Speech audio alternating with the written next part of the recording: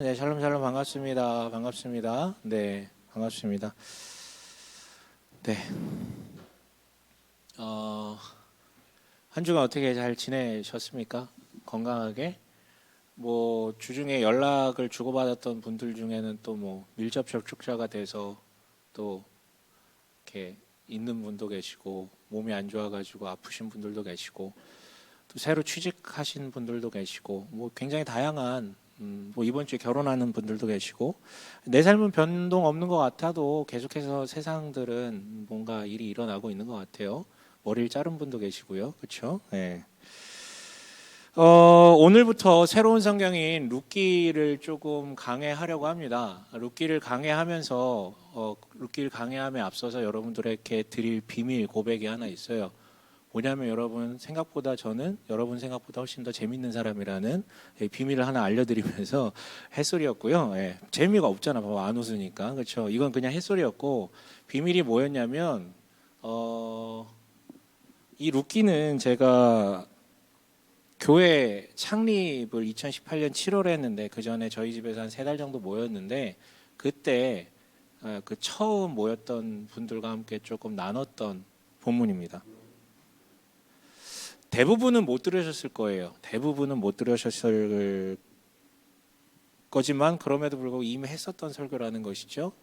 그런데 왜 다시 하느냐 했을 때는 그 한 4년 벌써 거의 4년 정도 되는 것 같은데 그때의 저와 지금의 저는 전혀 이 본문을 조금은 다르게 보고 조금은 성숙한 어떤 시선으로 앞으로 오셔서 끄셔야 됩니다. 네네. 네. 네, 성숙한 시선으로 볼 수 있기 때문이죠. 여러분은 잘 모르시겠지만 저도 성장하고 있어요. 물론 여러분들 느끼실 때는 시간만 성장하는 것 같죠. 설교 시간만. 그렇죠?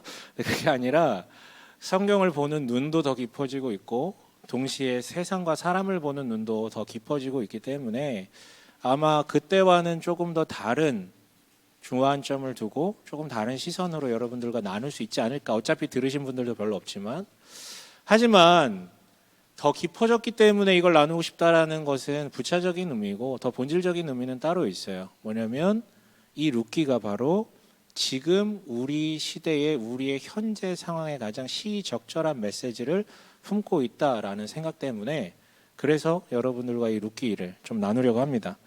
룻기는 이렇게 시작하죠. 우리 1절에 뭐라고 시작합니까? 첫 번째 단어가 뭐라고 돼 있죠? 사사시대에라는 말로 시작을 합니다. 제가 설교하면서 늘 강조하지만 배경을 알려주는 것에 대해서 쉽게 생각하지 말고 꼭 잘 지역이 어딘지 시기가 언젠지를 주목하는 것은 너무나도 중요하다고 말씀드렸는데 룻기는 바로 이 한 단어에 속해져 있는 이 배경에 대한 이해가 없다면 특히나 더 다가올 수 없고 하나님의 감동이 우리 나에게 임하지 못하는 부분들이 있기 때문에 이 사사시대라는 시대적 배경에 대해서 조금 설명을 드릴 필요가 있을 것 같아요. 룻기 바로 직전인 그 사사기에 대한 얘기예요. 사사시대라는 말이요. 무슨 일이 있었습니까? 모세와 여호수아를 통해 가나안 땅에 들어오고 그곳에 하나님의 나라가 건설되죠. 하나님의 나라라는 건 뭡니까? 하나님이 왕이시고 그 왕이 주신 법을 통해서 나라가 운영이 돼요. 우리나라 헌법처럼요. 동시에 그 법에 하나님의 왕대심에 지배를 받고 다스리를 받는 그 백성들, 하나님의 백성들, 이 3요소가 잘 결합된 게 하나님의 나라죠. 그렇게 시작을 했어요. 사사기는 그렇게 시작한 하나님의 나라가 이후에 어떻게 되었습니까에 대한 대답을 품고 있는 게 바로 사사기예요. 한 단어로 요약할 수 있어요. 어떻게 됐대요? 폭망. 네, 폭망. 이 두 글자로 한 단어로 설명이 가능합니다. 어떻게 폭망했습니까? 바로 얼마 시간이 지나지 않아서 하나님의 왕되심을 거부하기 시작해요. 다른 말로 우상 숭배하기 시작을 하죠. 그러니까 하나님이 더 이상 그들을 보호할 필요가 없어요. 왜냐하면 나를 왕으로 섬기지 않는 백성들을 지켜줄 필요가 없는 거예요. 손을 놨더니 어떻게 됩니까? 이방 민족들이 쳐들어와서 괴롭히죠. 너무 괴로워서 나중에 생각해 보니까 우리는 하나님이 지켜주셨지. 하나님께 기도하기 시작합니다. 용서해달라고. 하나님이 그럴 때 뭘 세우십니까? 사사라는 민족의 지도자를 세우세요. 이 사람들은 세습되는 게 아니라 하나님의 영감이 임해서 임명받아가지고 그냥 자기 때에 일하는 사람이었는데 이 사람을 통해서 하나님께서 연합하여서 선을 이루셔서 그 핍박으로부터 벗어나게 됩니다. 구원을 받죠. 감사의 찬양을 드립니다. 근데 얼마 지나지 않아 또 하나님의 왕되심을 거부하고 그럼 또 두들겨 맞고 그러면 또 하나님께서 울며 불며 그러니까 이 사람들 울며 불며 구원해 달라 그러면 또 사사를 보내시고 이 사사기에는 이 사이클이 계속 반복되는 게 이 사사기의 내용이에요. 그런데 뒤로 갈수록 어떻게 돼요? 이 타락의 정도가 너무 심해지는 거야. 네. 타락의 정도 너무 심해지는 거예요. 그래서 맨 마지막 사사가 누군지 아세요 혹시? 되게 유명한 사람인데 이건 교회 안 다닌 사람도 아는 사람인데 제일 마지막 사사. 네. 공식적으로 기록된 마지막 사사는 삼손이었어요. 그럼 삼손 누굽니까? 마블에 나오는 헐크와 같은 모든 사사들 중에 가장 초인적, 어떻게 보면 초능력자 같은 사람, 가장 많은 능력을 받은 사람이에요. 그런데 뭘 위해 사용합니까? 자신의 욕망, 성욕, 폭력욕, 지배욕 이것을 위해서 제 멋대로 자기 욕구대로 살았던 사람이 이 사사가 삼손이었어요. 이게 마지막 사사의 모습이었어요. 그래서 사사기는 이 삼손 뒤에 두 가지 비참한 사건을 그려냅니다. 그리고 이 사사의 마지막 시대, 이 두 가지 비참한 이야기가 그려진 이 시대가 바로 오늘 우리가 볼 룻기의 시대예요. 그래서 이 두 비참한 사건이 무엇인지 우리는 조금 알 필요가 있거든요. 첫 번째 비참한 사건은 17장에 18장에 이렇게 나와요. 사사기에. 여러분 보실 필요 없어요. 한 사람이 등장합니다. 미가라는 사람이 등장해요. 그 선지자 미가 아니에요. 그냥 동명이인입니다. 미가라는 사람이 등장하는데 부모로부터 유산을 많이 물려받았어요. 그래서 이 사람이 사업을 할 생각을 합니다. 사업 구상을 해요. 무슨 사업이었을까? 여러분 예나 지금이나 잘 되는 사업 중에 하나가 뭔지 아세요? 종교 사업이에요. 종교 사업. 네, 진심으로 하는 말입니다. 종교 사업이요. 미가가 유산을 가지고 사업을 할 생각을 보니까 종교 사업이가 되겠다, 먹히겠다. 그래가지고 개인의 신상을 만들고 개인의 제단 같은 걸 만드니까 신전 같은 걸 만들어요. 그런데 누가 있어야 돼요? 거기에는 그 제사를 드려줄 누가 필요해요? 제사장이 있어야 되잖아요. 근데 제사장은 어디서 구해요? 근데 마침 거기에 그 집에 베들레헴 출신의 젊은 레위 청년이 한 명 왔다라고 기록이 되어 있어요. 레위는 지금으로 표현하면 목사 라이센스 같은 게 있는 사람이라고 생각하시면 돼요. 똑같진 않지만 하지만 이 사람 제사장은 아니거든.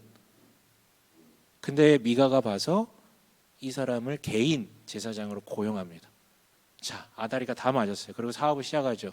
끔찍한 혼종인데 여기서 문제는 이런 짓을 벌였기 때문에 하나님께서 심판하셨다가 아니라 사업이 너무 잘 됐어요. 너무 잘 돼서 용하다 막 가면 축복을 막 많이 빌어준다. 그래가지고 사람들이 막 몰려와서 헌금하고 막 제사 드리고 막 복 받아가고 이런 일들이 막 발생되는 거예요. 난리가 났죠. 끔찍한 집안 난리가 났습니다. 그런데 그 뒤에 무슨 얘기가 나오냐면 12지파 중에 한 지파인 단이라는 지파가 땅을 찾기 위해서 전국을 돌아다니다가 이 미가의 집을 만나게 돼요.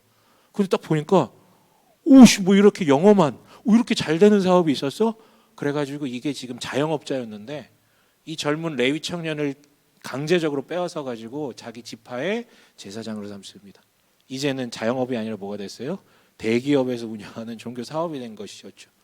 이게 지금 첫 번째 비극적인 비참한 사건이었어요. 그렇다면 두 번째 비참한 사건 18장부터 21장까지 나오는데요. 무슨 사건이 그려져요? 똑같이 레위인이 한 명 등장해요. 근데 이 레위인에게 첩이 있었대요. 벌써 처음부터 이상하죠? 여러분 그냥 목사에게 첩이 있었다라고 생각하시면 그냥 딱 다이렉트로 와닿을 거예요. 뭔가 벌써 이상하죠? 근데 그 첩이 도망갔어요. 자기의 고향인 베들레헴으로. 자, 여기서 또 베들레헴이 나옵니다. 그렇죠? 그래서 레위인이 자기 첩을 데리러 베들레헴으로 갔다가 데리고 집으로 돌아가는 길에 밤이 늦어서 기브아라는 마을에 투숙하게 됩니다. 근데 그 밤에 그 동네 무레배들이 찾아와서 이놈들 다 나와. 이거 한 거예요. 그랬더니 레위인이 자기는 안 나가고 자기 첩을 내보내요. 그래서 밤새도록 그 여인이 성폭행을 당하고 죽는 사건이 발생합니다. 여러분 이 사건 어디랑 비슷하지 않습니까? 창세기에 어디와 어디?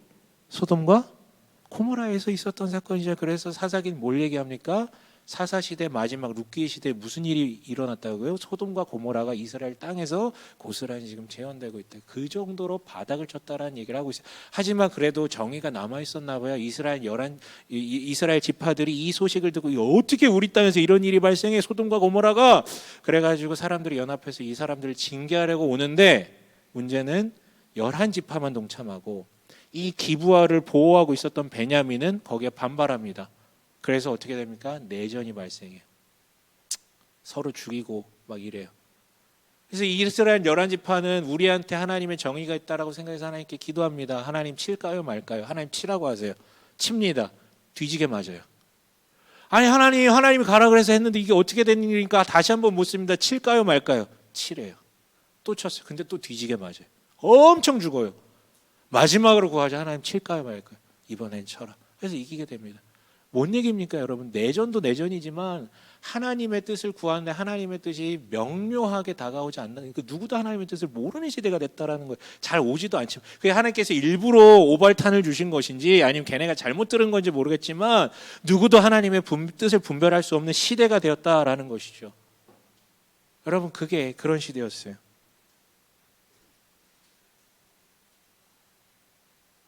하나님이라는 말은 넘쳐나는데 하나님의 일은 없고 하나님의 계시도 흐릿해서 아무도 알 수 없는 시대. 그래서 사사기의 마지막 절은 이렇게 끝납니다. 21장 25절이에요. 성경책 바로 앞에 있죠. 사사기 21장 25절. 뭐라고 되어 있습니까? 함께 읽습니다. 시작.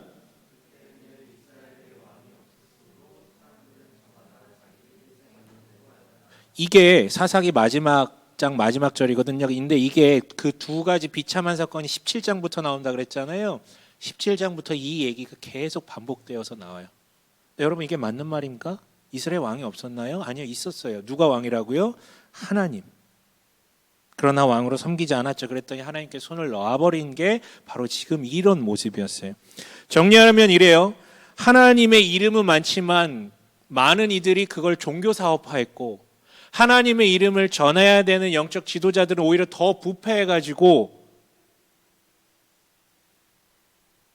타락해서 문제를 일으켰으며, 외부의 적은 끊임없이 침입을 하고, 그런데 그 와중에 내부적으로는 내전을 벌이고 있고, 하나님의 뜻은 있다라고 하지만 누구도 분별하지 못하고 알 수 없는 그런 시기예요. 그러다 보니 이스라엘의 평민들은, 이스라엘의 그냥 일반적인 사람들은 어떻게 됩니까? 영적으로는 당연히 무너지고 물리적으로도 고통을 받고, 그런데 어디서 답을 구해야 될지 모르는 불안에 떠는 그런 시대를 살고 있었던 것이었어요. 이스라엘이란 말은 하나님이 함께 싸우다라는 뜻인데, 역설적이게도 지금 사사시대 이 말미에 이스라엘은 하나님께서 손을 놔버리신 시대가 돼버린 것이었어요. 이게 지금 사사시대라는 말이 품고 있는 그 룻기 당시의 시대적 배경이에요. 자, 이어서 사사시대에 그 다음에 무슨 말이 나옵니까? 그 땅에 기근이 든 일이 있었다라고 얘기해요. 그렇다면 이 사사시대에 기근이 들었다면 이거는 여러분 불운해서 갑자기 찾아온 기근입니까? 아니면 하나님 심판입니까? 이건 하나님의 심판이에요. 이 사사시대라면 하나님의 심판이에요. 이어서 뭐라고 나옵니까? 함께 읽어봅시다. 시작. 그때 유다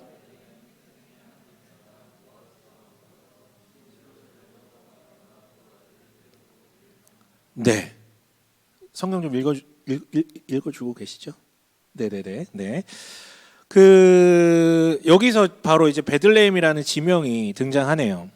아까 말씀드렸지, 사사기 제일 마지막에 등장했던 그 두 가지 비참한 사건에 반복적으로 나왔던 지명이 뭐라고요? 베들레헴이라고요.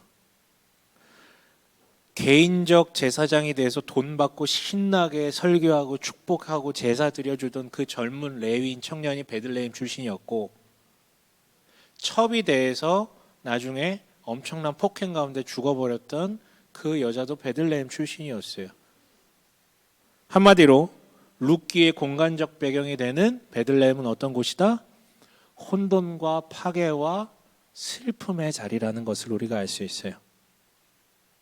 그런데 재밌는 점은 베들레헴이라는 말을 직역하면 이런 의미예요. 이게 합성어인데 직역하면 빵집이에요. 빵집. 베들레헴 뭐라고요? 빵집. 옛날엔 뭐 떡집이라고도 했는데 거기 떡 안 먹으니까 빵집. 그런데 그 빵집에 뭐가 찾아왔어요? 지금 기근이 찾아왔다라고 얘기를 하고 있는 거예요. 기근과 전혀 어울리지 않는 장소에 기근이 찾아왔음을 통해서 지금 이 공간적인 배경에 대해서 성경은 우리한테 설명해 주고 있습니다. 자, 이런 시간적 배경, 사사시대라는 이런 베들레헴이라는 이런 공간적 배경 아래 살던 한 남자의 이야기가 이제 시작이 되는 거예요. 그 남자가 무슨 결정을 했답니까? 이 피곤하고 힘들고 어렵고 괴로운 이 상황 속에서 뭔가 대단한 결정을 하나 하는데 무슨 결정을 했대요? 모압으로 떠나버리겠다. 모압으로 도피하기로 한 것이죠. 그런데 여러분 지금까지 읽었던 이런 배경을 토대로 재해석하면 이 사람은 기근을 피해간 게 아니라 뭘 피해가게 된 거예요? 하나님의 심판을 피해간 것이 되는 거고, 이 사람은 모압으로 떠난 게 아니라 어디로 떠난 거예요? 하나님의 통치가 없는 땅으로 떠난 거예요. 그게 지금 1절의 시작에서 우리한테 가르쳐주는 아주 귀한 정보입니다. 그런데 여러분, 그래서 우리는 여기서 또 다른 역사를 마주하게 되죠. 엘리멜렉이라는 이름의 뜻은 뭐냐면 하나님이 나의 왕이시다, 하나님만이 나의 왕이시다라는 뜻이거든요. 근데 지금 엘리멜렉의 선택은 뭘 지금 얘기하고 있습니까?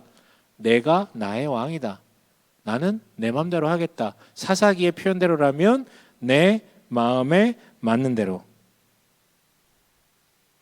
하겠다를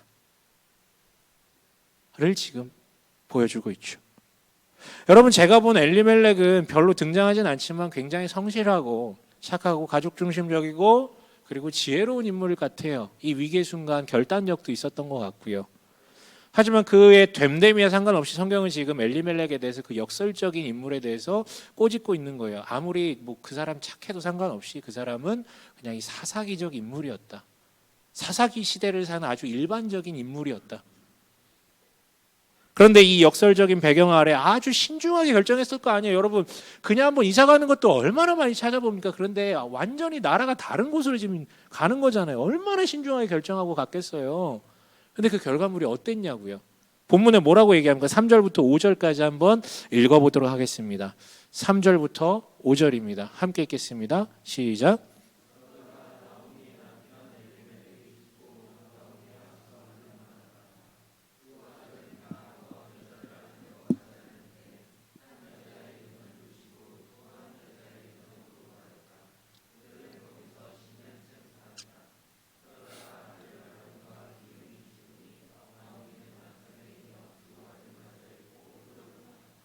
네. 네. 줄 말씀 들으니까 너무 평안해서. 네. 그래요. 결과가 어떻게 됐대요? 엘리멜렉이 죽었대요. 기련도 죽었대요. 말련도 죽었대요. 그리고 누가 남았대요? 가장 힘없는 존재들, 이 여인들만 남았다라는 거예요. 지독한 괴로움이죠. 근데 이것도 역설이 있어요. 나옴이라는 이름의 뜻은 뭐냐면 기쁨이라는 뜻이에요. 근데 기쁨이라는 이름의 뜻의 여인이 지금 괴로워서 죽으려 그러는 상황 가운데 몰려든 것이죠.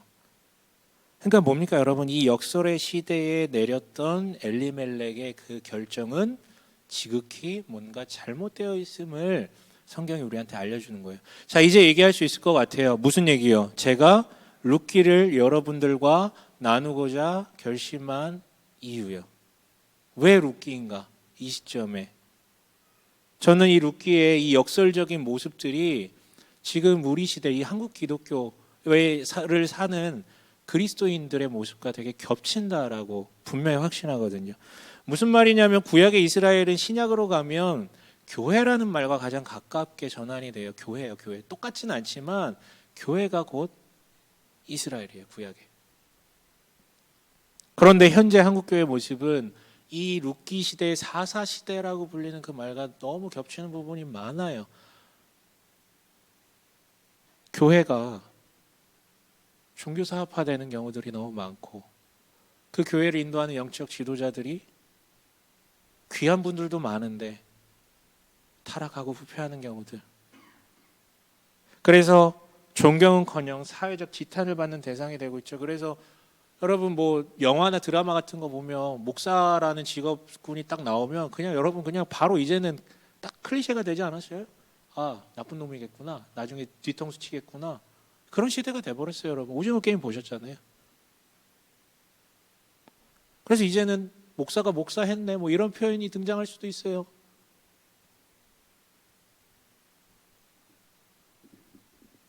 그래서 어떻게 합니까? 이번 주만 해도 그 목사의 범죄 얘기가 뉴스 헤드라인에 또 걸려 있더라고요. 마음이 너무 아픈데, 그러니까 어떻게 해요? 사회에서는 한국 기독교 교회를 계속해서 공격하고 호발하죠. 누구는 그런 모습들을 보고 이거는 마귀의 술책이다, 교회를 무너뜨리는 마귀의 술책이다라고 하는데, 저는 반대로 생각해요. 사사기적 교회를 살고 있는 교회들을 향해서 하나님의 심판이라고 생각을 해요. 수치를 드러내서 수치를 감당케 한 하나님 심판이라고 생각을 해요. 하나님을 자기 왕으로 섬기지 않는 교회와 그리스도인들에게 대한 하나님의 심판이에요. 그런데 이런 징계가 있을 때 내부적으로 회개하고 막 연합하고 해야 되잖아요. 근데 어떻습니까? 교회들이 다 개교회주의로 빠져가지고 서로 분란을 일으키고 이익 집단화되고 정치적 이념으로 싸우고, 똑같아요. 사사시대의 이스라엘과. 그래서 어떡합니까? 그때처럼 뭐가 하나님의 뜻인지 분별하기가 너무 어려운 시대가 되고, 제가 맨날 그 얘기해요. 나 하나님의 뜻이 뭔지 모르겠다. 이 시대 지금 어떻게 하라는 걸까 하나님께서. 근데 어쨌든 제가 맨날 그 말씀 보고 기도하고 뭐 이거 하는 사람인데도 이런데, 여러분 일반적인 직장생활 열심히 하면서 살아가는 일반 그리스도인들이라면 어떻게 사냐고요. 지금 시대에 속절없이 신앙이 무너지거나 박살나거나 두려움 가운데 있거나, 흔히 말해 이렇게 표현하면 좋을 거예요. 점점 엘리멜렉화 되는 거예요. 뭐냐면 말로는 하나님의 나의 왕이다라고 예배 드리고 막 하는데, 점점 뭐가 되냐면 실제는 내가 나의 왕이다 라는 방향으로요. 자기 뜻에 맞는 대로 사는 사람들이 되어가고 있는 것이죠. 왜? 교회가 보호처가 아니니까. 그래서 결론적으로 어떻게 됩니까? 그리스도인들이 무엇을 선택하냐면 이 상황 속에서 엘리멜렉의 가정처럼 이스라엘을 떠나 모압으로 나가버려요. 네, 교회 밖으로 도피한다고요. 가나안 성도라고 표현하잖아요. 반대로 하면 안나가 성도. 한 150만까지도 추산을 한대요. 네, 교회 밖에서 하지만 나는 그리스도인입니다라고 체크하는 사람이 150만까지도 된다라고 얘기를 하더라고요. 물론 여러분 룻기는 엘리멜렉에 대해서 이렇게 표현하고 있어요. 뭐라고 표현하냐면 임시로 살려고 갔다라고. 그러니까 영원히 내가 모압 가서 살겠다가 아니라 거기서 살다가 상태 좀 괜찮아지면 다시 돌아오겠다라고 갔대요. 완전 떠날 생각 없었어요. 아마 신앙이 없어서 떠난 사람 말고 신앙이 있는데도 떠난 사람들은 아마 이런 딜레마들이 있을 거예요. 나 절대 교회가 안 가가 아니라 갈 데 없어. 가봤자 상처만 받아. 그냥 나 잠깐 이러고 있다가 언젠간 다시 돌아가. 이런 생각으로 아마 나가셨을 거예요. 그러나 결과가 어떻게 되었다라고 합니까? 엘리멜렉과 기럧, 말론 다 죽었어요. 물론 여러분 이거 오해하지 마세요. 이 사람들이 이스라엘을 떠났기 때문에 하나님이 노해가지고 심판해가지고 그놈들 목숨을 다 빼앗았다, 이런 식으로 해석하지 마세요. 성경엔 그런 구절 한 구절도 나와 있지 않아요. 이게 징계였으면 이스라엘 땅에 사는 사람들이 진즉에 다 땅바닥에 박혀 죽었어야죠. 더 심한 놈들인데. 네, 여러분 교회 떠나면 죽는다, 이건 말도 안 되는 얘기예요. 하나님 그런 분 아니세요. 교회 안 다니면 죽는다, 그런 거 아니라고요. 그러나 다르게 해석해야죠. 여러분 누구만 죽었습니까? 노동을 해야 하는, 돈을 벌어와야 하는, 그 주체적 결정을 해야 하는 남자들만 다 죽었잖아요. 지금 그 말이 뭐예요? 그 모압 땅에 가서 살려고 했던 그 결정이 얼마나 지혜롭지 못하고 고된, 그러니까 자기는 예상을 못해. 가면 잘 살 줄 알았어. 나 하나 지키면, 우리 가정 지키면서. 근데 그게 아니라 실제는 어떠했다고요? 너무 고돼가지고 일하다 죽었다라는 얘기예요. 살려고 했는데 죽었다고. 오히려 우리식으로 해석하면 이렇죠. 교회 밖으로 나가는 것은 당장의 합리적인 선택하고 자기를 지키는 것 같은 선택이고, 그렇게 살 수 있을 것 같이 예상을 하지만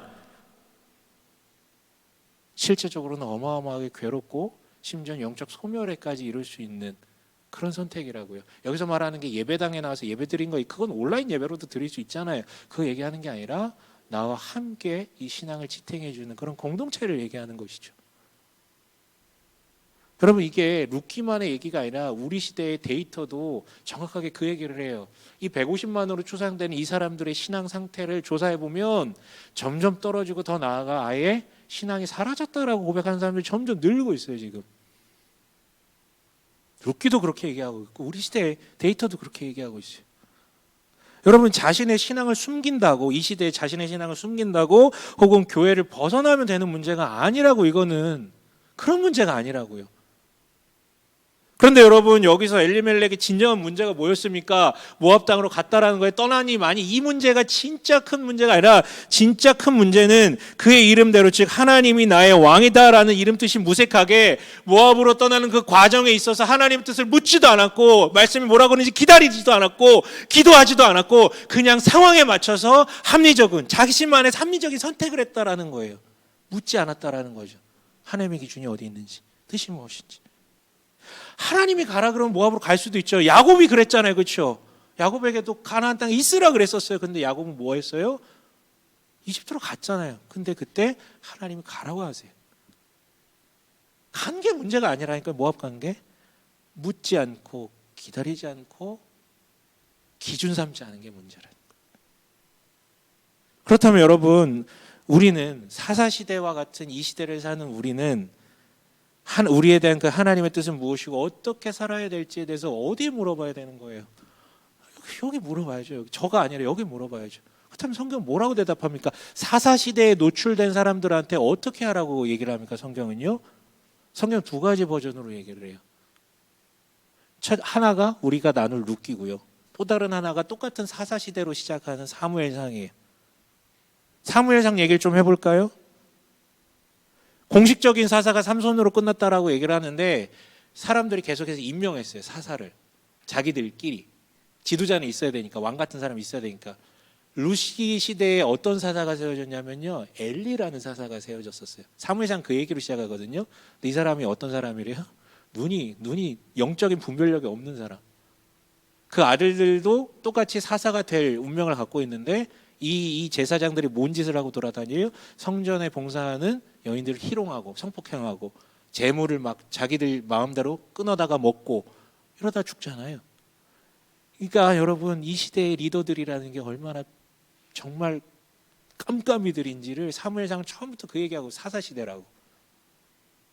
근데 그 시대를 지칭하는 아주 상징적인 게 바로 불임이라는 거였거든요. 불임, 생명을 더 이상 탄생할 수 없는 불임과 같은 시대라고 표현을 했는데, 실제로 불임의 몸을 갖고 있었던 한나라는 여인이 있었어요. 아이가 안 생겨.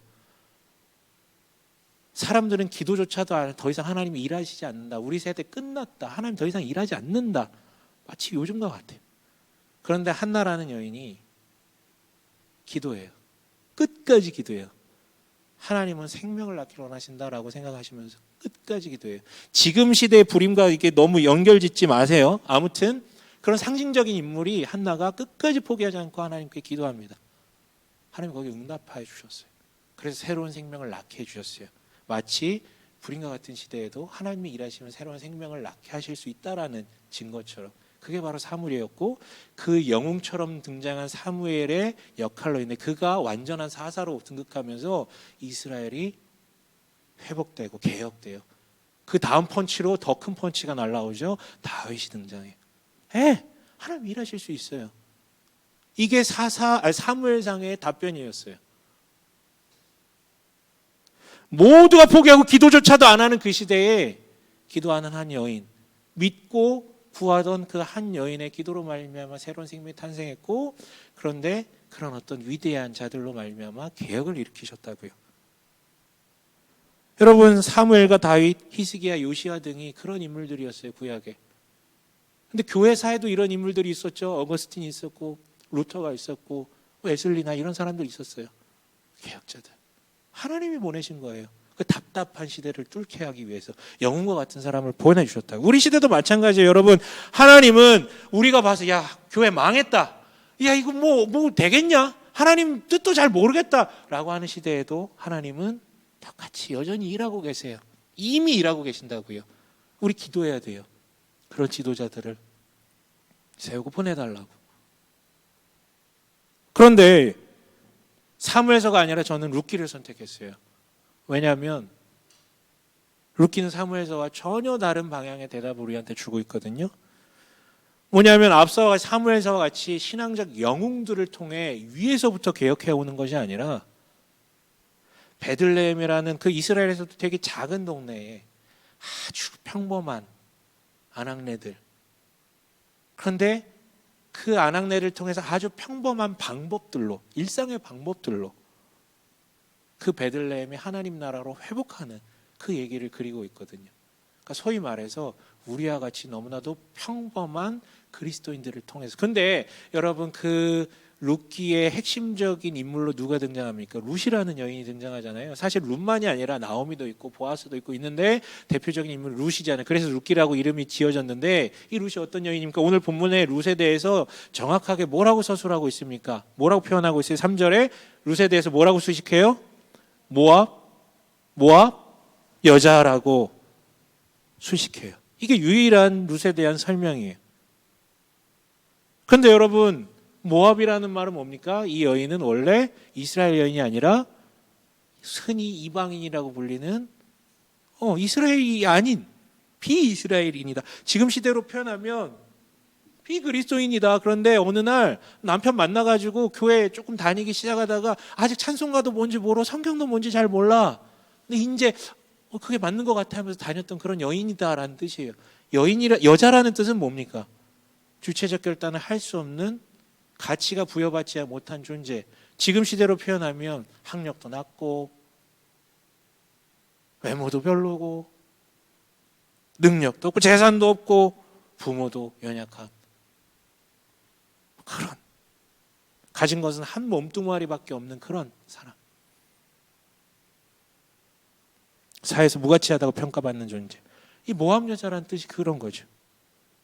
그런데 이런 룻과 그와 비슷한 처지에 있는 사람들을 통해서 이 사사시대의 이 베들레헴에서 하나님 나라가 세워져 가요. 다시요, 하나님은 이 사사시대에 두 가지 방법으로 일하신다고요. 하나는 위로부터의 구원, 또 다른 하나는 뭐라고요? 아래로부터의 구원. 근데 제가 오늘 룻기를 나누고자 하는 바로 이 아래로부터의 구원, 평범한 사람들을 통해 평범한 방식으로 그 나라가 세워지고 가는. 특히 베들레헴은 이스라엘에서 되게 작은 마을이었거든요. 우리 교회 얘기 같아. 네, 작은 교회를 통해서 하나님께서 어떻게 나라를 세워가시는지 그 얘기를 좀 나누고 싶어서요. 그래서 바라건대 여러분, 이번 주에 시간이 남아서가 아니라 일부러 사무엘상과 룻기를 한 번 정도 읽어보셨으면 좋겠어요. 여러분, 말씀을 마칠게요. 지금 코로나 기간이죠. 제가 조금 격양된 표현들을 쓰긴 했는데요. 저는 왜 격양된 표현을 쓰면 여러분 관심 없겠지만 저는 기독교 교회자만 나오면 뉴스에 눈이 막 가요. 그리고 여러분들이 모르는 교계 내의 소식들을 듣다 보니까 머리가 너무 아파요. 마음이 너무 아파. 야, 이거 목회할 필요가 있냐? 뭐 되겠냐?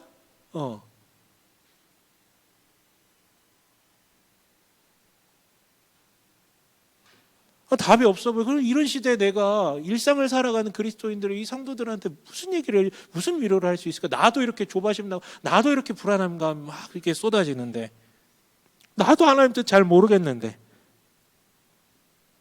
그래서 제가 일반 교인이었어도 나 같아도 교회 떠났겠다. 나 이런 얘기 되게 자주 하게 되더라고요. 나 같아도 떠났겠다. 뭐가 있어 거기? 희망이 보여? 의미가 있어? 그러나 성경은 그렇게 얘기하지 않고 있어요. 우리 시대보다 더 폭망했던 그 사사시대 말년에도 하나님께 일하고 계셨다고요. 그리고 그 하나님을 믿는 이들을 통해 일을 해나가고 계셨다고요. 그 얘기를 지금 사무엘상과 룻기를 통해서 우리한테 직접적으로 때리고 있는 거예요. 포기하지 말라고. 나는 지금도 일하고 있고 나와 함께 일할 사람들을 찾고 있다고요. 네가 평범하든 비루하든 관계없다고요. 나와 함께 일할 그 한 사람 찾고 있다고. 포기하지 말라고요. 그래서 여러분, 포기해서는 안 돼요. 룻기에 주목하길 바래요. 그래서 이 역설의 시대에도 그럼에도 끈을 놓지 않고 직접 확인해 봤으면 좋겠어요. 이런 시대인데도 하나님 일하신 거, 일하세요. 그거를 여러분 눈으로 보시고 이런 폭망한 베들레헴이 회복될 수 있을 거 보시라고요. 교회를 통해서 보시라고요. 무슨 일이 일어나는지 꿈을 꾸고 보자고요. 와, 그래서 하나님 지금도 일하시는구나. 교회가 복음자리가 될 수 있구나. 피해야 될 곳이 아니라 내가 소속돼서 회복하고 봐야 될 자리구나라는 것을 우리 교회를 통해서 한번 보셨으면 좋겠어요. 그리고 이 버젓한 메시지에 응답하여 하나님 나라를 누리고 하나님 나라를 세워가는 우리 되시길 주님의 이름을 간절히 축원합니다.